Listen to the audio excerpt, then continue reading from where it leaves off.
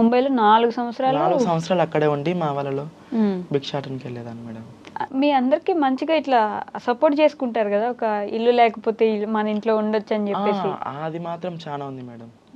ఎక్కడికక్కడ సర్దేసుకుంటారు మీకు కావాల్సినట్టు. చాలా మంది బయట బాడీలు వేయారు మేడం మాకంటే. అవునా? మా వాళ్ళకి ఇప్పుడు కూడా ప్రాబ్లం ఉందా? ఇప్పుడు కూడా ఉంది మేడం. ఎందుకు చాలా ఇవ్వరు? ఉంది. అంటే ఇక వీళ్ళు ట్రాన్స్జెండర్స్ కదా, అబ్బాయిలు ఎవరంటే వాళ్ళు వస్తుంటారు పోతుంటారు అని చెప్పి అలా మాట్లాడి గలీజ్గా మాట్లాడి కొంతమంది ఇవ్వరు మేడం. ఈ అబ్బాయిలు వస్తుంటారు పోతుంటారు అంటే మీరే అన్నారు నిజంగానే చేస్తారు జరుగుతాయి అని చెప్పేసి. కొంతమంది ఉన్నారు మేడం అట్లా. అంటే ఆ లెక్కను చూస్తే రెండు విధాలుగా మాట్లాడుకుందాం. ఆ అబ్బాయి వాళ్ళకి ఒక ఫ్యామిలీ ఉంటది, ఆ ఫ్యామిలీకి కూడా మీరు ఇబ్బంది కలిగిస్తున్నట్టే. ఆ అబ్బాయి ఇక్కడికి వస్తున్నాడు అంటే మేడం మేమంతకు మేము మీద పడైతే అబ్బాయిలని అయితే మేము ఏం చెయ్యం మేడం. ఎందుకు లేదు, లారీల దగ్గర నిలబడి చాలా మందిని రమ్మని చెప్పి అడుగుతూ ఉంటారని కూడా విన్నాను. అంటే నువ్వు సెక్స్ వర్క్ గురించి మాట్లాడుతున్నారా మేడం? నేను లైఫ్ టైం గురించి మాట్లాడుతున్నా.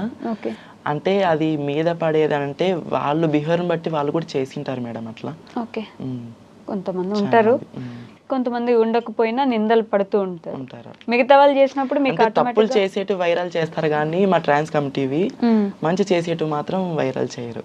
ఏం మంచి చేస్తారు బేసిక్ గా అంటే బీద వాళ్ళకి అమౌంట్ సాయం చేస్తూ పిల్లలకి అన్నం పెట్టిస్తూ. అవునా? చాలా మేడం. ఇప్పుడు మా గురువు ఉంది, బల్లారి చాంద్రని మా గురువు ఉంది. ఆమె చాలా మందికి అన్నం పెడుతుంటుంది. నెలకు 3-4 సార్లు ఖచ్చితంగా అనాథాశ్రయంకి ఖచ్చితంగా భోజనాలు పంపిస్తూనే ఉంటుంది. అనంతపూర్లో ఆసిఫ్ అమ్మ అని ఉంది మేడం, అనంతపూర్ జిల్లాలోనే అనంతపూర్లోన. ఆమెకి ఎవరికైనా కొంచెం ఆపద వచ్చిందంటే 50,000, 1,00,000 రూపాయలు, 2 లక్షల వరకు ఇస్తుంది మేడం. ఓకే.